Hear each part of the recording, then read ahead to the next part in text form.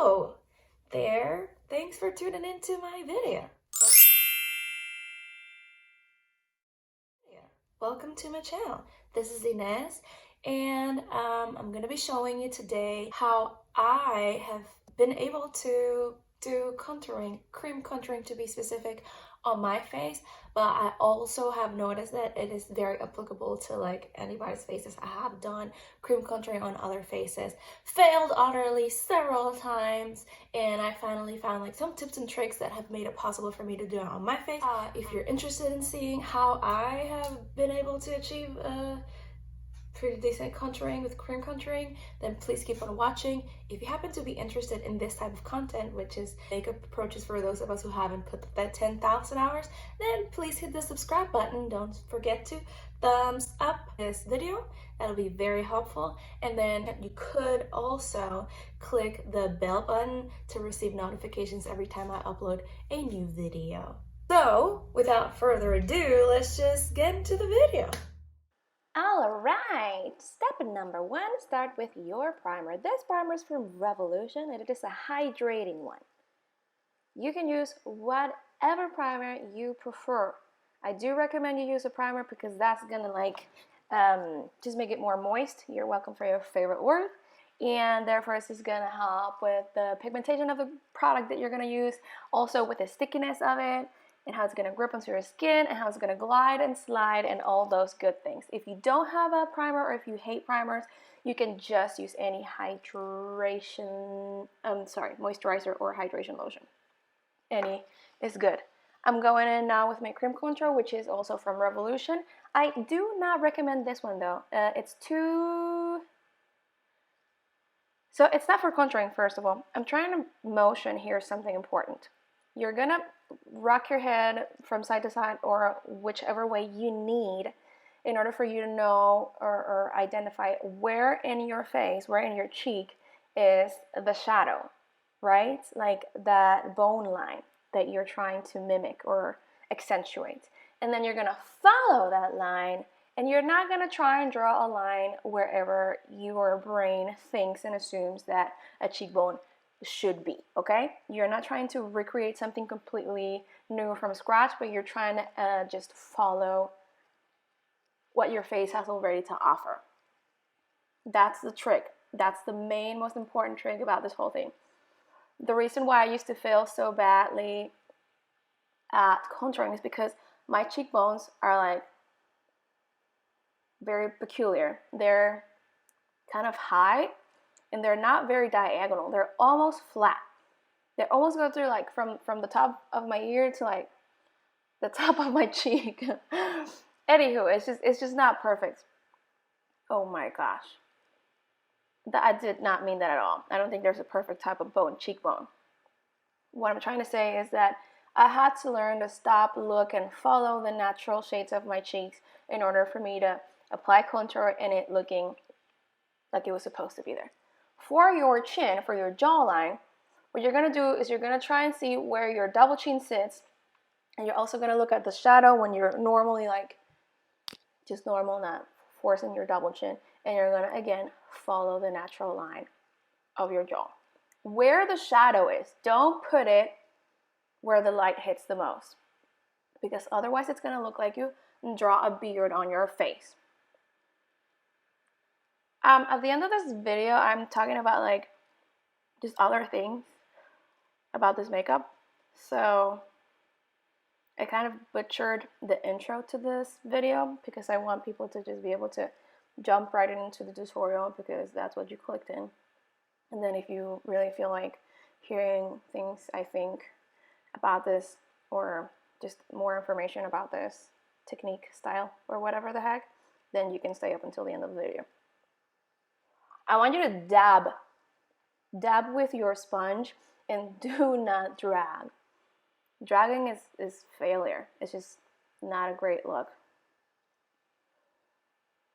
At the end of this video, I talk about the fact that I don't do this every single day, and I will be explaining in a little bit why I said that, because I feel like it's like a lot of extra information that nobody cares about, but I think should be said anyways.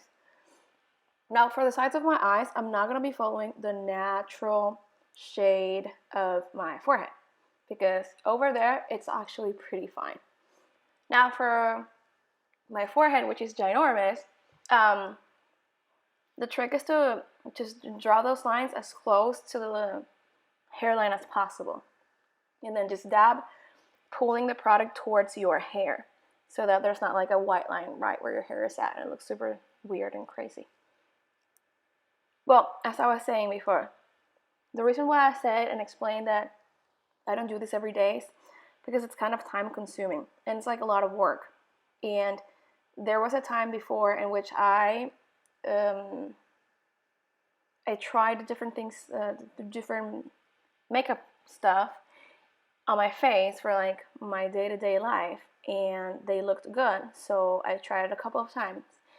But then what would happen afterwards would be that I'd feel ashamed to go back and have people see my face without those things that I had applied. So it became like some kind of idol in my life. Like I would wake up in the morning and not really want to apply all those things on my face. Like I felt incapable of leaving the house without eyebrows drawn on or mascara or concealer, and like it was like a pile of things that I had piled layers upon layers of things that I became like basically addicted to. And I was convicted by the grace of God and the Holy Spirit, and now today I'm able to go to work and you know, just if I want to wear a lot of makeup or no makeup at all or medium amount of makeup, it is fine. And I have to say that without a trace of a doubt, it's thanks to God. And God, I mean Jesus Christ. Okay, back to the tutorial. Here I'm just using like a very whatever concealer. And I wanted to do that because I didn't want it to be like a full contrasted contouring look. I'm also not doing my nose. I want to do those things separately in a different video. Anywho, I do that so much. I'm annoyed at my anywhoing that I say all the time. This is the most important step of this whole contouring process. And if I said that before, I was wrong. This is the most important step. You're going to go over this whole work that you just did with your foundation. So the first thing you're going to do is you're going to apply your contour, then your concealer, and then your foundation. And your foundation is supposed to go over all of it. I really like this foundation because it's like super subtle, so it's not going to completely hide the contouring that I did, but it is going to smooth everything out, and it's going to make it into a beautiful seamless transition between all the darks and all the lights, and it's going to be fabulous and magnificent. This is the forgiveness of Jesus Christ. That's hilarious. No, that's a joke. What I'm saying is, if you made any mistakes, and if something didn't blend great, or the line is crooked, or whatever the heck, this is going to literally fix it all and make it look fantastic. This is why this is great for those of us who are not super experienced with makeup, or things simply seem to want to go wrong for us all the time. I mean, it's silly. I mean, I've practiced makeup my whole freaking life, and so many of the things that I see the makeup gurus doing are complete failures in my own face. Up next, I'm doing my super lacy version of powder. I'm using a semi-stiff brush. I cannot tell you what brand this is because this is the brand No Brand. I bought this when I was like 15 years old on Amazon, and I have no idea what the heck it is. It's like, just go online and look for the cheapest stuff you could possibly find, and there you have it. That's gonna be it. You want it to be kind of stiff and not natural so that it grabs the powder better and it just deposits into your face more efficiently, in my opinion. You're just gonna dab. Remember not to drag because you want to set the powder there so that like it kind of unites with the liquidy creamy products, and then it holds onto your face perfectly. Up next, I'm going over with a bronzer. Now, if you don't want to try cream contouring yet, this is your best friend right here. This is what you really want to do. That'll be bronzer. This bronzer is from Physicians Formula, and I adore it. Sometimes I literally only wear this with absolutely no makeup in my face. I just do my skincare routine, and then on top of that, I'll just bronze my face, and I'm good to go. Here, I dropped my brush. Sorry brush, I'm sorry. The bronzing is just, it looks great, and it looks even better on top of cream contouring. It just does. Well, that's really it. Like, if you were here to see contouring, cream contouring, and stuff like that, that was it. Up next is just gonna be the rest of my makeup. So thank you so much for watching all of this, and we're gonna continue with my makeup now. Okay, thanks for staying to watch the rest of this, by the way. Here, I'm just gonna apply some mascara. I am wearing the Revlon Super Ultra Basic mascara, and I'm curling my lashes and looking like I'm a demonized person. Sorry. Nothing. This is like the most basic way to do things. I'm just looking at myself with a tiny little mirror from down below my face, so I can avoid staining my eyelids with mascara. I'm setting under my eyes with a brightening essence powder, and I'm applying this Revolution highlighter powder. I use a lot of Revolution because it's extremely affordable and it works. I'm applying like in all these spots because that makes your face look healthy.